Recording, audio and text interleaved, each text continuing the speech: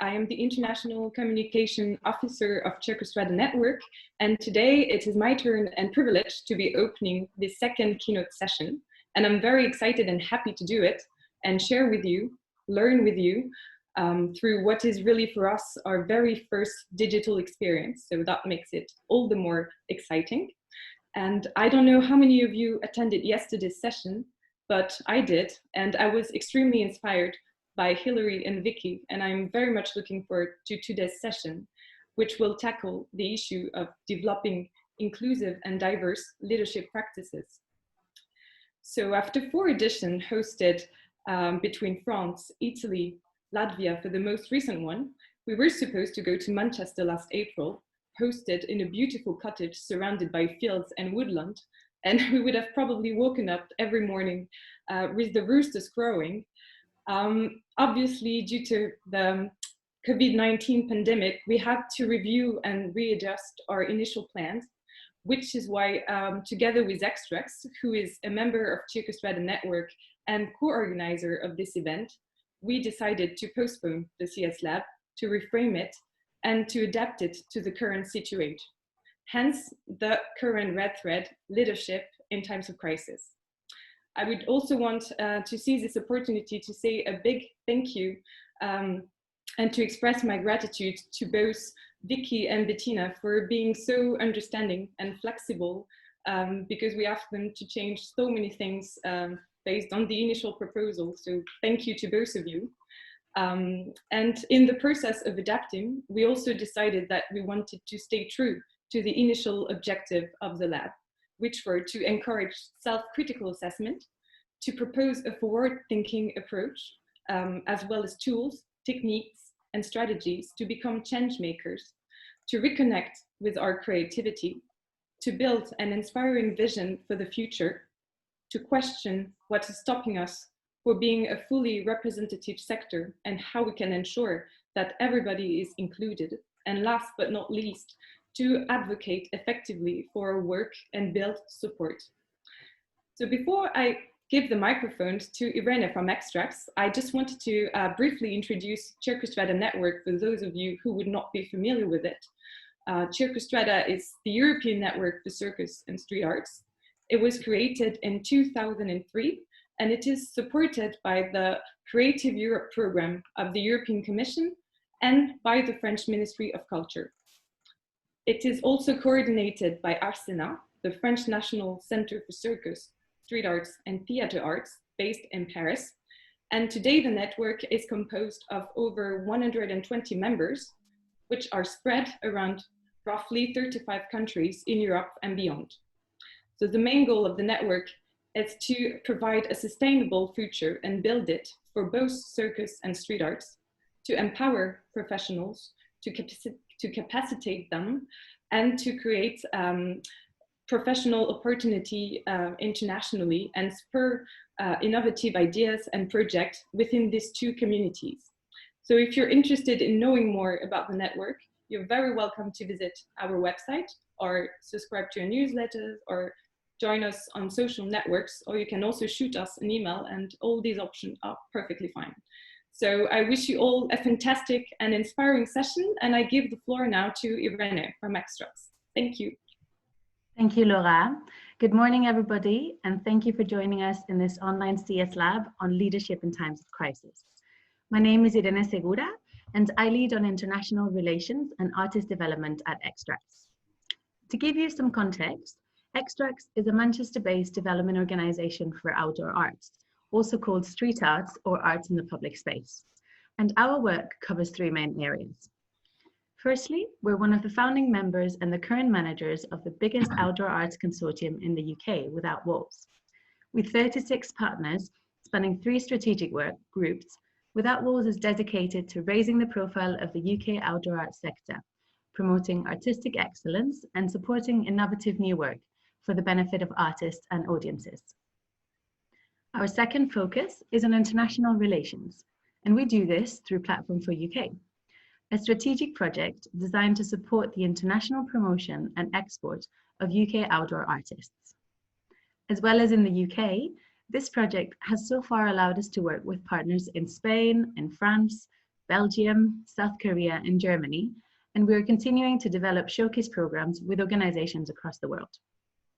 Finally, we offer consultancy services in festival and event programming, as well as delivering a range of training for artists and organizations. And we have also produced a large-scale, world-acclaimed show, As the World Tipped, by Liverpool-based Wide Aerial Theatre. We'd like to take this opportunity to acknowledge the crucial support that we receive from Arts Council of England, without whom much of this activity would not be possible.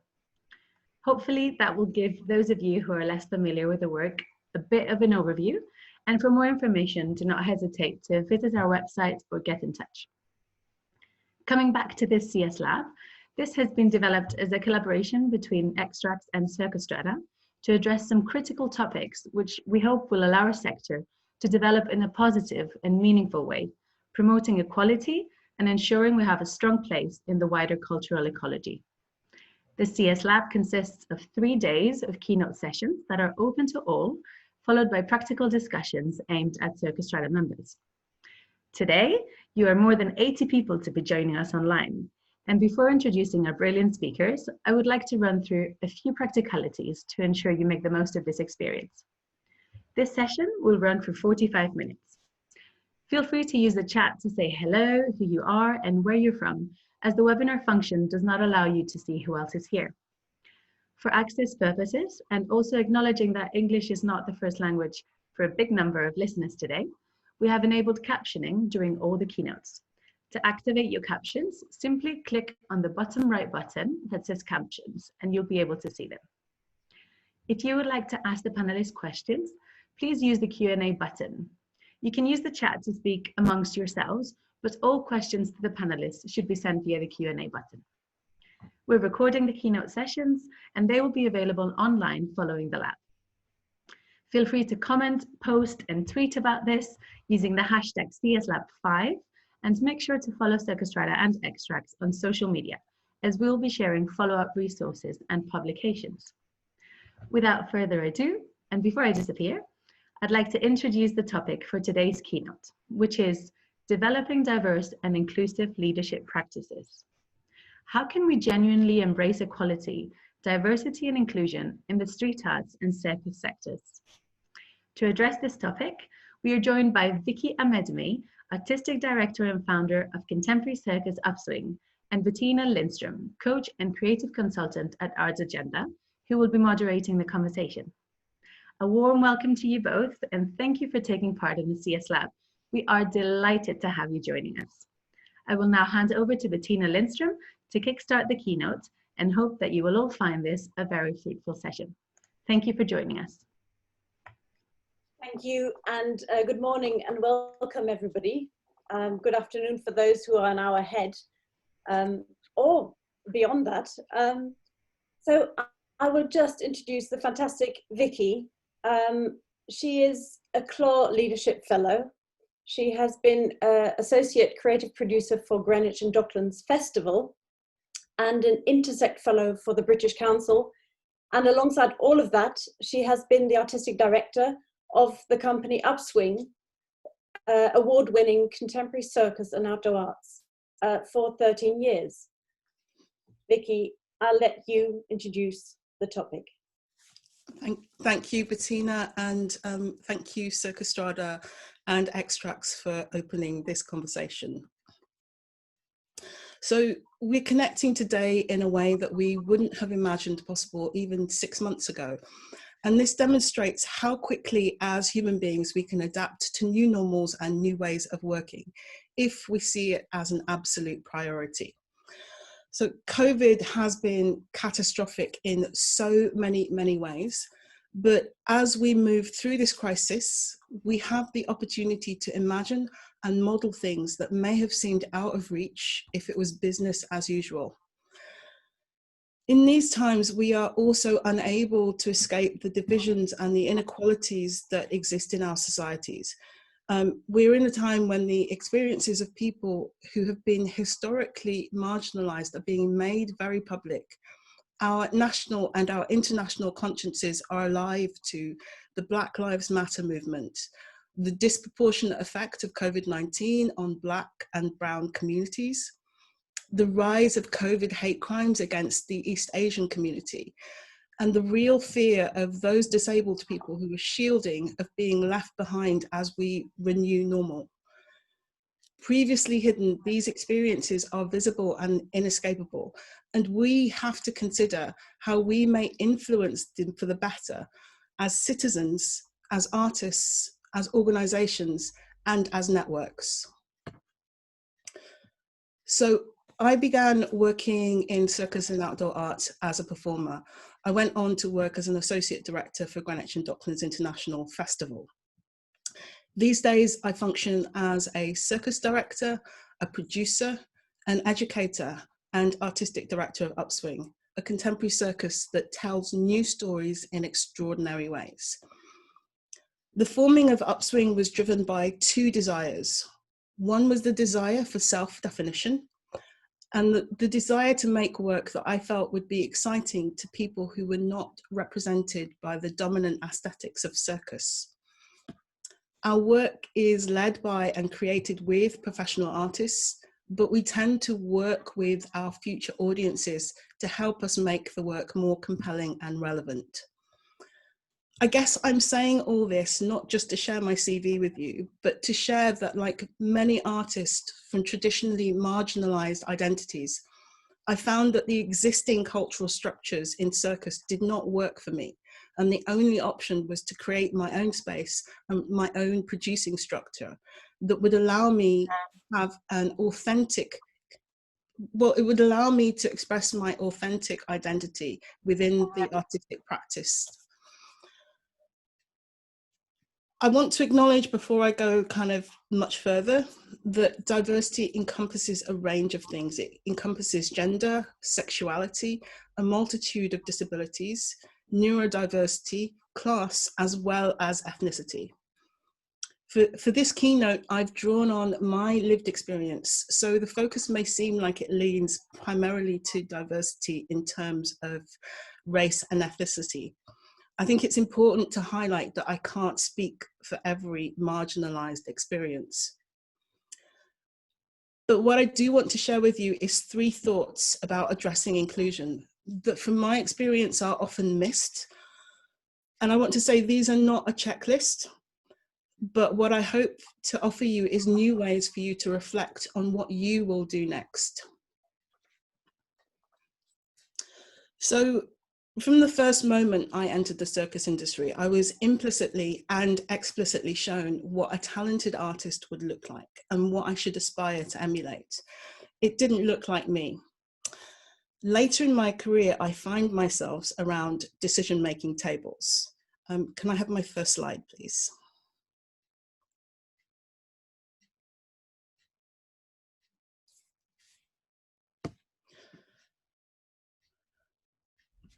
This is a quote from a conversation that I was involved in. It was a panel of decision makers who were asked to articulate their priorities about awarding residency support. Now, I don't think the two things are mutually exclusive. You don't have to choose between promoting diversity and promoting excellent art. But it's important that as an industry, we learn to investigate our culture a little bit more deeply. And here I'm defining culture as a system of behaviors, the cultural experiences, the values, the education, the political beliefs, the working approaches, to name but a few things that help us determine what is acceptable, what is familiar, and how these influences define how we identify concepts like talent and merit. It's necessary to bring these processes into light, how these ideas are shaped. If we want to believe that our system is based on meritocracy and that the best talent will always win through, we can't be satisfied with an unexamined approach about how this thinking is formed. I think we need to think about the ways in which we tell the world implicitly and explicitly who is welcomed and who is valued in our spaces. Can I have my second slide, please? So the first thought I want to share with you is to create spaces for conversations about values, taste, talent, and merit. Engage in these conversations with unfamiliar people, people who don't share the same ideas and the same cultural references as you. See these voices as critical friends. It may be uncomfortable, but it may also reveal pathways to making a sustained impact on the diversity of our community. I want to be clear, this is not about asking ourselves to compromise on our personal values. Instead, it's an invitation to think about what we elevate and what we dismiss, and consider the ways in which we think and what could happen if we chose to open ourselves up to think differently. So I've used the words diversity and inclusion, and I know that they have different meanings in different contexts, and they're often used interchangeably.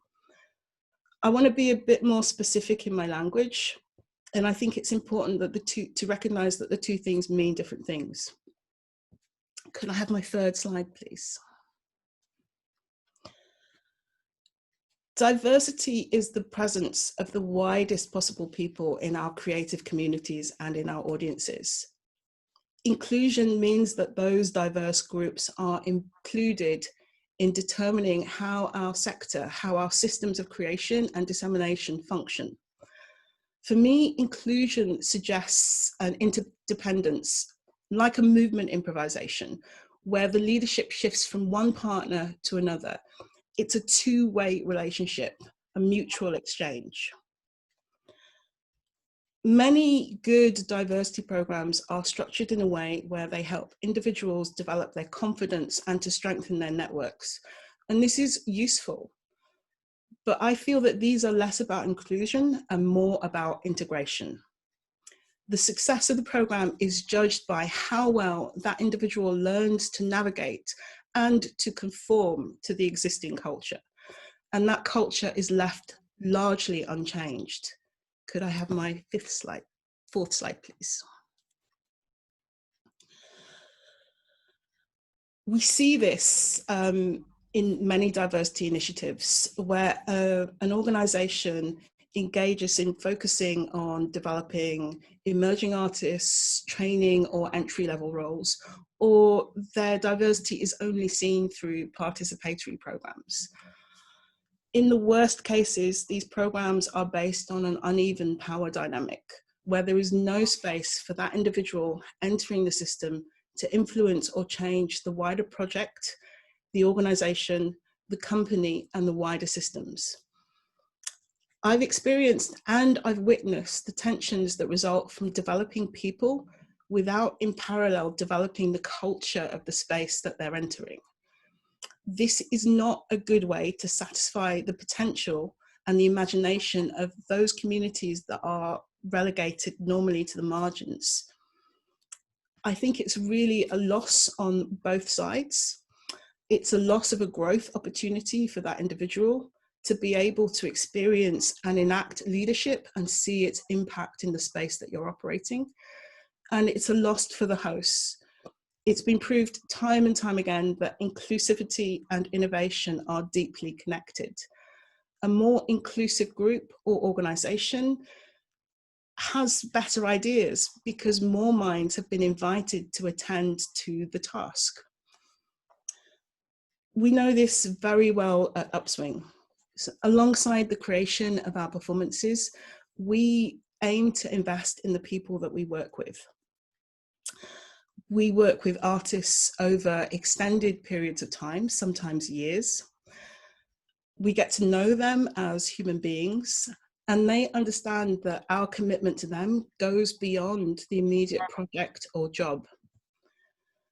We look for space for their development at the same time as we're benefiting from their creative energy in our productions. We also learn from the networks and the experiences that they bring to us from the wider sectors, places that we don't always reach. And in the inevitable situation where they move on from us, they know that we will continue to be their supporters and their cheerleaders. So, if we can go to the fifth slide. Create spaces where people can realize the power that they already have. I guess ultimately what I want to draw attention to is the difference between developing people and enabling them to grow. To enable somebody to grow, it needs the recognition that the goal is not about supporting the existing system. It enables people through real experiences and stretch challenges where they can see the impact of their actions.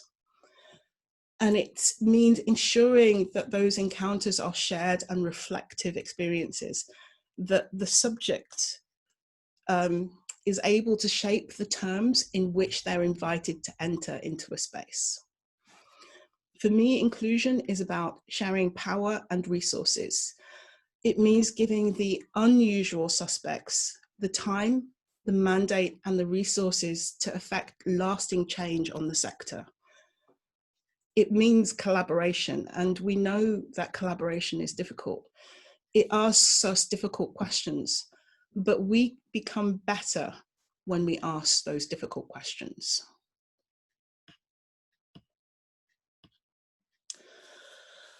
Can I have the 6th slide, please? As a Black woman, I've observed over the years that when I'm the only Black person in the space, which in outdoor arts and circus is often, I'm taken to be speaking for an entire race and often other ethnic minorities as well. The idea that one individual can be taken to be representative of a whole subset of diversity is a problem. One opinion is not enough. As an artist, I want to be seen as exceptional for the work that I make and not for whom I'm seen to be representative of.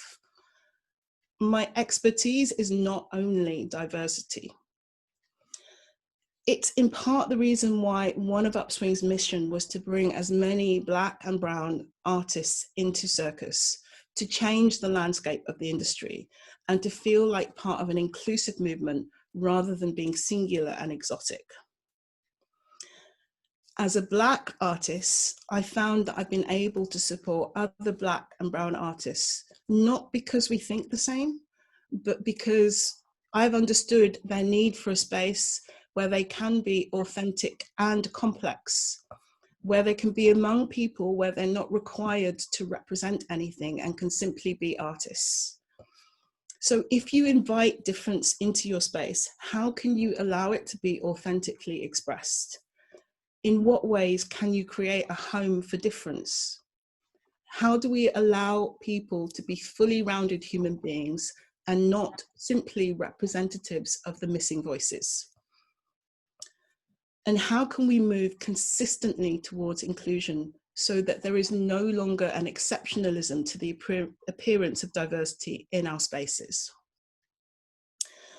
So those were a few thoughts. In closing, I just wanted to say that to be inclusive is to embrace the ambitions of all the social movements for equality, everything from LGBTQI rights to Black Lives Matter, feminism, disability rights, all the forms of activism that move us towards a more equal society. On paper, there is no reason why equality hasn't succeeded or why it shouldn't succeed. We have the talent, we have the spaces where that talent can express itself. All of the components are in place, yet somewhere between intention and action, there is a gap. As we face a landscape where there is constriction on the horizon, and we're going to experience new challenges, we have no choice but to seek out new thinking. I'm sure no one needs convincing on this point, but it's not just about representation. It's about giving ourselves the best possible chance for survival. We will be better. We will be more relevant. We will be able to find better pathways because more minds have come together to look at the problem and to find a solution. It will mean some discomfort, and we will need to look at ourselves with clear eyes. Right now, the same skills that are required to shift the dial on diversity and inclusion are the exact same skills we need to adapt to our new circumstances. We are required to listen, to collaborate, and to adapt. So technically, there's no better time than now to reaffirm our commitment to inclusion. Not only because we need it, but also just because it's the right thing to do. So what will this look like? As an individual, consider how you create time and the networks that allow you to reach beyond your existing circle. Find new peers, new colleagues, and new critical friends, and ask the simple but difficult questions. As an organization, how can you be porous and open to change? How can you create a framework that enables you to be influenced at all levels? And as a sector, how do we work to ensure that inclusion, not conclusion, is not left to the isolated agents of change, or at least we support those agents of change in their work? What are the conversations that we need to be having that will give us the knowledge to take action that will have a real and lasting impact? I'm really hoping that when we meet again in a year's time, we can say to each other, at least we have done something to shift the dial on inclusion.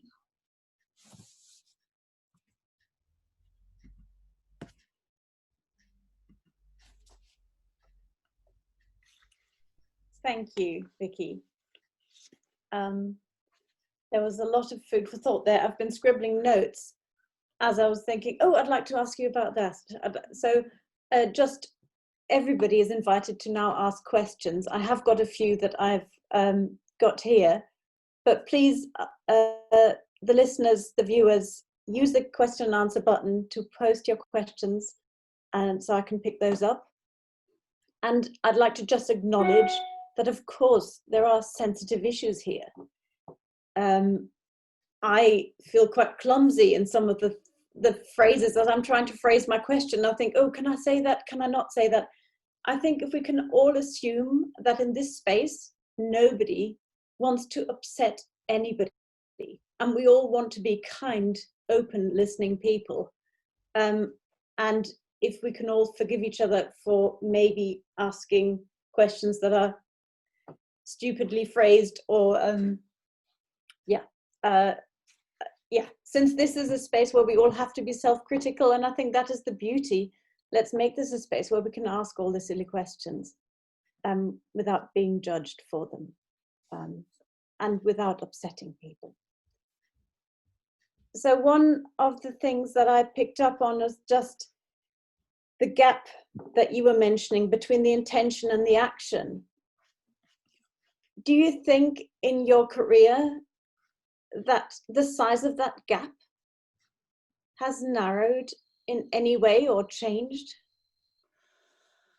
I think, you know, we are all in a collective space. I'm reflecting on the moment that we're in, and kind of on Tuesday, how my social media was flooded with people showing solidarity for the Black Lives Matter movement. I feel that the intention is really strong. I feel that there is still, though, a gap between that intention and action. And I kind of spent quite a lot of time thinking about why that might be.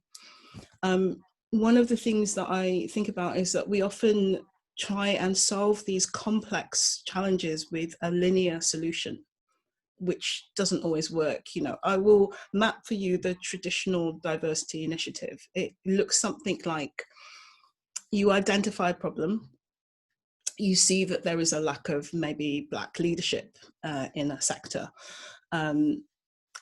Your solution as a cultural organization is to roll out a program of positive action, you know, something like bring in a guest programmer, an artist in residence. You see a problem and you see what action you can take to solve the problem.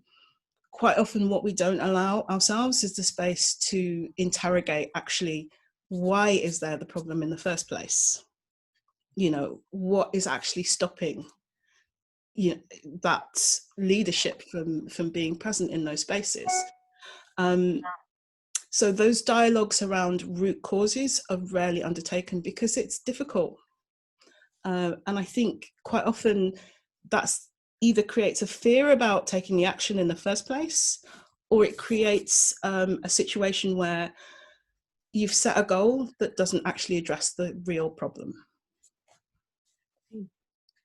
Mm. And have you spent some time dreaming about what your ideal, diverse, inclusive world looks like? And I'm just thinking of the image that Hilary mentioned on Monday, when she said there's the people sat at the table and I'm sat in the kitchen looking in.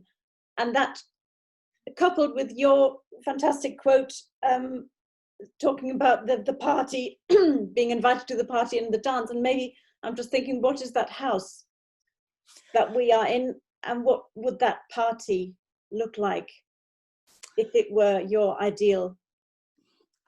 Well, the ideal goal of equality is that whoever's around the table looks like the society that that it's in. You know, that somebody said your audience should look like the taxpayers if you're thinking about the UK situation. I think in Upswing we've tried to model that in some way, and I was reflecting on that the other day that what we've tried to do is to embed multiplicity in everything that we do, that we don't lean into stereotypes. The most recent piece we made, Catch Me, was about the visibility of young Black men and the visibility of older women in public space. These are two experiences that I haven't personally had. So in my work with the performers, I was really clear that it was a collective piece of work that we were making, that their perspectives needed to be present in the work so that we'd end up with something that felt like an authentic piece of work that allowed them to express the multiplicity of their identities. Reflecting on that, I see that same practice, our rehearsal room practice, in our organisation. We take the mindset of what we do in the rehearsal room into the organisation. We try new things. We're inclusive of the voices of the actors that we work with, and by actors I mean, you know, all of the people that we work with, from audiences to the performers to the spaces that we work in. And we adjust our direction. We take time to think about what's happening and react to what's happening rather than what we think should happen. I'm just, we've had a few questions come in, and I'm just reading out. There's one around limited resources. What do we focus on first? And then another thing, do you want to answer that first? Just with limited resources, what do we focus on first? It'd be good to get a little bit more clarification. I would always say focus on what's your priority. You know, and for us at Upswing, inclusivity is our priority. So we make it work within the resources that we have. It means that we can't do big things. You know, we can't do all the things that we want to, but in every decision that we make, we think how we can be inclusive in that decision making and how we can kind of open up that space. I'm not sure if that answered the question. Yeah, I think the question, sorry, I didn't read out the full question. So, and do you think you focus on the internal structures first before you then go to the outside? You know, what can we change at national level, or do you don't think like that? Do you think the change, I am the change? So I think that kind of goes into the whole idea of change theory, how change actually happens. And I think that is a process that change doesn't happen in one direction. It happens in lots of directions all at the same time. It can happen in daily interactions, it can happen in big initiatives, it can happen across networks. But in order for it to happen, there has to be an understanding of what the issues are in the space that you're functioning, and how everybody, wherever they are in the system, is responsible for contributing to shifting the dial on that problem. And so maybe looking around the room now, which we haven't got the privilege, we can't see the faces that are here, the 101 people. I hazard a guess, and I know that diversity is not always visible, but I guess that we haven't got that many brown people amongst us. There will be people from different, I don't want to, again, this is the mistake. We don't really know. But looking at the leadership represented here, what could a change in this leadership look like? And how would we all go about that? I think the first thing is, if you're in a position of power, if you run an institution or you have access to a large amount of resources, firstly, think about how you can distribute those resources more equitably. Actually, where are you allocating your energies? What are you prioritizing? So going back to that question of priorities, I think, again, if you're in a position of power, any sort of power, think about what you're doing to make people think differently about who's going to replace you, and have an exit plan. Because ultimately, we will only shift the makeup of the sector when people are employed to do the work. People from different backgrounds and different spaces are employed to do the work that's necessary in the sector. So think about who is going to replace you and what you're doing to make that space look like it could be fit by a different person. I've got another question here from Andrew Loretto. Just looking at, in your experience, have you found that you have been asked to dance more in a particular sector? The hope is that the outdoor sector and the circus sector is there a difference between venue-based and outdoor arts sectors? That's a difficult question to answer, because I think the structures are very different. I think outdoor arts is a much smaller sector in the UK than the venue sector. I mean, to be honest, when I look at what's happening in theatres in the UK and the number of Black and brown leaders that are coming through and leading organisations, I question why that's not happening in outdoor arts. But that might be just about numbers, and people in that space and volume, the critical mass that's needed to achieve change. Yeah, that's a difficult question to answer. I'll have to mull on that for a little bit longer. I've got another difficult one that I'd like to put to you from Kate Hartog from Circus City, just asking in what way finances and the global depression play a part in discrimination. Do you think there will be a backlash, that global depression will only leave the financially independent people able to maneuver, and that then will have an effect on diversity? I mean, that's the very obvious risk of the situation that we're in, is that the people with the most resources will survive the difficult, it's the mouse who's managed to store all of his acorns versus the one that's still kind of outside scrabbling and gathering some acorns to just get through the winter. So there is that risk, but we are leaders. We can influence what's going on around us, and we can try and mitigate that risk. Thinking again about where you put your resources, who you support, kind of looking out wider and enabling the survival of people who are at risk of falling off the cliff.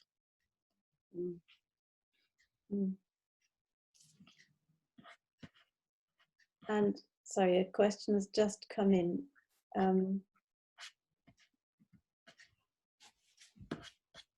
No, that's just an affirmation. sorry.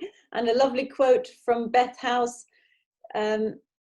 Listening to Hilary and Vicki speaking, I realised we have our own table and there are people in our kitchen waiting to get in.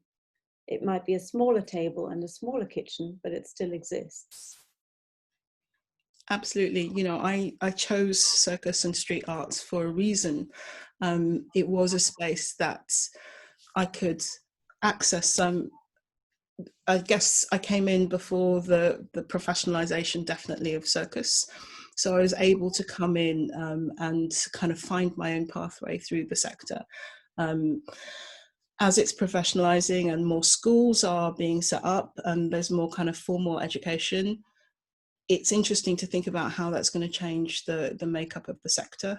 I know a lot of the artists that we work with have come through informal routes. So, you know, as opposed to, I guess this is one difference between theatre and outdoor arts. In the theatre space, there's really, really clear pathways that people tend to follow to progression. In outdoor arts, because there wasn't that clarity, there was the space to kind of find my own way. And we have got 5 minutes left, and I just wonder whether, you know, if you were in charge of the world. Yes. And you have got your 102 and me, 3 followers. What would you like us all to do to make the world a better place? What are other 3 things you can think of that you would like us to do in the next month to make it better? I think for everybody, it's going to be slightly different because everybody is at different places within the system. I think the only thing that you can do is reaffirm your commitment to equality and to think on a daily, weekly, monthly, yearly basis, what can you do? I think inclusivity is a way of thinking. How can you function in a way that makes that thinking a reflex? You know, that movement from being unconsciously incompetent to consciously incompetent to, you know, how do you practice it on a daily basis? Because it's only in shifting culture and shifting practice and daily practice and the way that people function that will be able to create the conditions for success in any inclusivity strategy. You know, as long as you're kind of not changing the conditions, what happens is you'll end up with a talent drain. You know, and we've seen that in lots of different ways, in lots of different spaces. I'm really fascinated by how corporate and commercial sectors are dealing with diversity. They've really seen it as a business case and an imperative and made it a priority. And looking at how well industries like finance and accounting and law are doing at diversifying their organizations. They're doing a lot better than we are in the creative industries, and we're the liberal space. Yeah, that's interesting. It made me think of football teams and how you rarely see white faces now. It's interesting thinking about football. You really see white faces on the pitch, but not in the leadership and the management.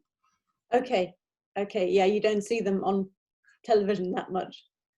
And also the audience. So that's maybe an interesting comparison. So what is happening there? I don't know enough about professional football. I think it's an interesting conversation. I think quite often people feel that it's easier to shift what's going on in your audiences and what's going on your stages and performance spaces than it is to shift what's happening actually in the leadership and the space where decisions are made. I think actually our focus needs to be on the space where decisions are made, because that will impact on everything else. Okay, so that's a great last line to finish on. So we have to concentrate on the leadership and everything else follows from then on. And so transferring back to the arts, going away from football. Going away from football, I think, you know, if I wanted to say anything to leave this conversation, I would say really look at that gap between intent and action. What is it that is actually holding you back? don't think about the goal, think about the culture and the practices that you are building and how they might be holding you back from moving forwards to a more inclusive culture. Great. Well, thank you very much, Vicki. That was enlightening. And if I ask Irene back into the room, there she is. Thank you. I'm sorry for the questions that I haven't answered, but I hope they can be stored and we can maybe address them later on in the practical session. Laura, over to you first. Yeah, first of all, a big thanks to Vicki for sharing your expertise and experience and voice. It was really inspiring, and I will remember the dance metaphor, definitely. So I think you've provided us with food for thought, and thank you for this. Thank you also to Bettina for moderating, and yeah, up to you, Irene. Thank you everybody for attending this webinar, and thank you so much to Vicki and Bettina for such inspiring words. I think we all want to kind of carry on the conversation, so let's make sure that we are doing that throughout different platforms. I'd like to remind you that you can use the same link to attend the final keynote tomorrow. It will start at 11 AM UK time, which is 12 midday Central European time, and will run for 45 minutes. To finalize the CS Lab, we will have a wrap-up session tomorrow at 3 PM UK time and 4 PM Central European time, for which the same link is valid. I'd also like to remind you that a few questions will come up as you exit the webinar, and we'd kindly ask you to take 2 minutes to give us some feedback. This is crucial to advocate for activities like these to continue, and it will also help us to ensure we're providing meaningful content. Once again, thank you to our listeners and to our wonderful speakers, and we hope you will join us for the coming sessions. Have a lovely afternoon, and thank you. Thank you. Bye. Bye.